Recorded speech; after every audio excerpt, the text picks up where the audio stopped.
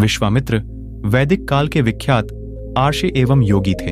आर्षि विश्वामित्र बड़े ही प्रतापी और तेजस्वी महापुरुष थे। आर्षि धर्म ग्रहण करने के पूर्व विश्वामित्र बड़े पराक्रमी और प्रजावत्सल नरेश थे, जिनकी जयंती कार्तिक माह में शुक्ल पक्ष की तृतीय को अर्थात दिवाली के तीसरे दिन मनाई जाती है।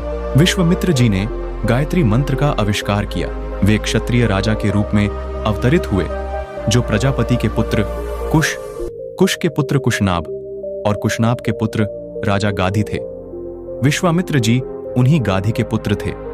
विश्वामित्र शब्द विश्व और मित्र से बना है, जिसका अर्थ है सबके साथ मैत्री अथवा प्रेम। इंद्र के द्वारा उनकी तपस्या भंग करने अप्सरा मेनका को भेजा गया, जिसके प्रेम से उनकी शकुंतला नाम की पुत्री उत्पन्न हुई, जिसका गंधर्व विवाह राजा दुष्यंत से हुआ।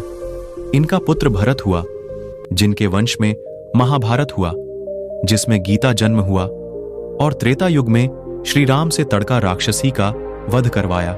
उनके बारे में एक कथा बहुत प्रचलित है कि एक बार राजा विश्वामित्र अपनी सेना को लेकर वशिष्ठ आर्षि के आश्रम में गए। विश्वामित्र जी उन्हें प्रणाम कर वहीं बैठ गए। वशिष्ठ जी ने विश्वामित्र जी का यथोचित आदर सत्कार किया और उनसे कुछ दिन आश्रम में ही रहकर आतिथ्य ग्रहण करने का अनुरोध किया। इस आग्रह पर यह विचार करने लगे कि मेरे साथ विशाल सेना है और सेना सहित मेरा आतिथ्य करने में वशिष्ठ जी को कष्ट होगा। विश्वामित्र जी ने नम्रतापूर्वक अपने जाने की अनुमति मांगी, किंतु वशिष्ठ जी के अत्यधिक अनुरोध करने पर कुछ समय के लिए आश्रम में रुककर उनका आतिथ्य स्वीकार कर लिया।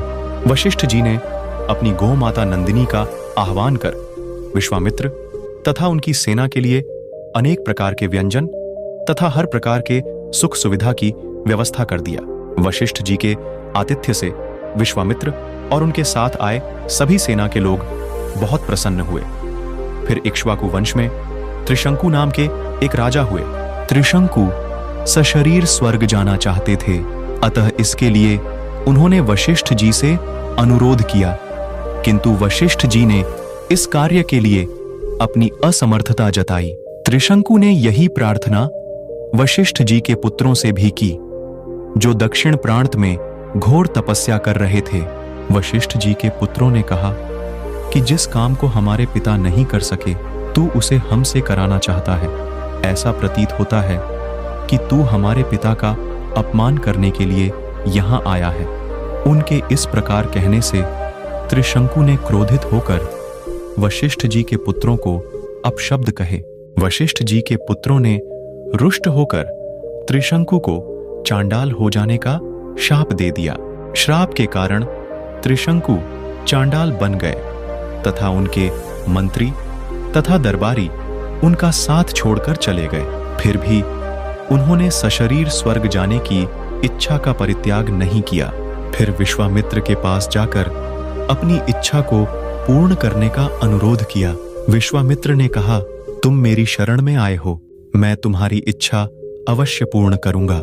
इतना कहकर विश्वामित्र ने अपने उन चारों पुत्रों को बुलाया, जो दक्षिण प्रांत में अपनी पत्नी के साथ तपस्या करते हुए उन्हें प्राप्त हुए थे, और उनसे यज्ञ की सामग्री एकत्रित करने के लिए कहा। फिर उन्होंने अपने शिष्यों को बुलाकर आज्ञा दी कि वशिष्ठ के पुत्रों सहित वन में रहने वाले सब आर्षि मुनियों को यज्ञ में सम्मिलित होने के लिए निमंत्रण दे आओ। सभी आर्षि मुनियों ने उनके निमंत्रण को स्वीकार कर लिया, किंतु वशिष्ठ जी के पुत्रों ने यह कहकर उस निमंत्रण को अस्वीकार कर दिया कि जिस यज्ञ में यजमान चांडाल और पुरोहित क्षत्रिय हो, उस यज्ञ का भाग हम स्वीकार नहीं कर सकते। ये सुनकर विश्वामित्र जी ने क्रुद्ध होकर उन्हें कालपाश में बंधकर यमलोक जाने और 700 वर्षों तक चांडाल योनि में विचरण करने का श्राप दे दिया और यज्ञ की तैयारी में लग गए। विश्वामित्र के श्राप से वशिष्ठ जी के पुत्र यमलोक चले गए। वशिष्ठ जी के पुत्रों के परिणाम से भयभीत सभी आर्षि मुनियों ने यज्ञ में विश्वामित्र का साथ दिया। यज्ञ की समाप्ति पर विश्वामित्र ने सब देवताओं को नाम ले लेकर अपने यज्ञ भाग ग्रहण करने के लिए आह्वान किया। किंतु कोई भी देवता अपना भाग लेने नहीं आया। इस पर क्रुद्ध होकर विश्वामित्र ने अर्घ्य हाथ में लेकर कहा कि हे राजन, त्रिशंकु में तुझे अपनी तपस्या के बल से स्वर्ग भेजता हूं। इतना कहकर विश्वामित्र ने मंत्र पढ़ते हुए आकाश में जल छिड़का और राजा त्रिशंकु शरीर सहित आकाश में चढ़ते हुए स्वर्ग जा पहुंचे।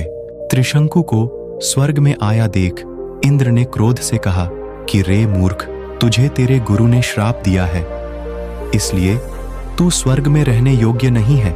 इंद्र के ऐसा कहते ही त्रिशंकु सिर के बल पृथ्वी पर गिरने लगे और विश्वामित्र से अपनी रक्षा की प्रार्थना करने लगे। विश्वामित्र ने उन्हें वहीं ठहरने का आदेश दिया और वे अधर में ही सिर के बल लटक गए। त्रिशंकु की पीड़ा की कल्पना करके विश्वामित्र ने उसी स्थान पर अपनी तपस्या के बल से स्वर्ग की सृष्टि कर दी और नए तारे तथा दक्षिण दिशा में सप्तर्षि मंडल बना दिया। इसके बाद उन्होंने नए इंद्र की सृष्टि करने का विचार किया, जिससे इंद्र सहित सभी देवता भयभीत होकर विश्वामित्र से अनुनय विनय करने लगे। वे बोले कि हमने त्रिशंकु को केवल इसलिए लौटा दिया था कि वे गुरु के श्राप के कारण स्वर्ग में नहीं रह सकते थे। इंद्र की बात सुनकर विश्वामित्र जी बोले कि मैंने इसे स्वर्ग भेजने का वचन दिया है, इसलिए मेरे द्वारा बनाया गया यह स्वर्ग मंडल सदा रहेगा और त्रिशंकु सदा इस नक्षत्र मंडल में अमर होकर राज्य करेगा। इससे संतुष्ट होकर इंद्रादि देवता अपने अपने स्थानों को वापस लौट गए। देवताओं के चले जाने के बाद विश्वामित्र भी ब्रह्म ऋषि का पद प्राप्त करने के लिए पूर्व दिशा में जाकर कठोर तपस्या करने लगे। इस तपस्या को भंग करने के लिए नाना प्रकार के विघ्न आए, किंतु उन्होंने बिना क्रोध किए ही उन सबका निवारण किया।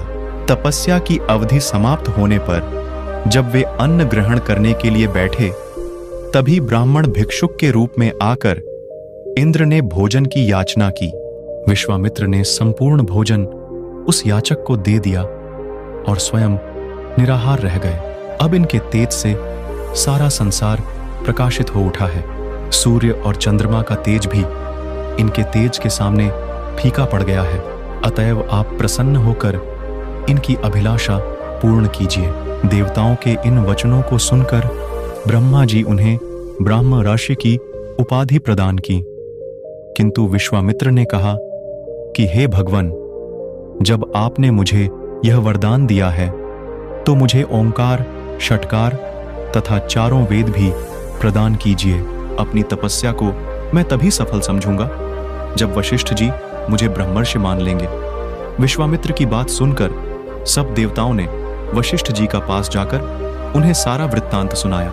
उनकी तपस्या की कथा सुनकर वशिष्ठ जी विश्वामित्र के पास पहुंचे और उन्हें अपने हृदय से लगाकर बोले कि विश्वामित्र जी, आप वास्तव में ब्रह्मर्षि हैं।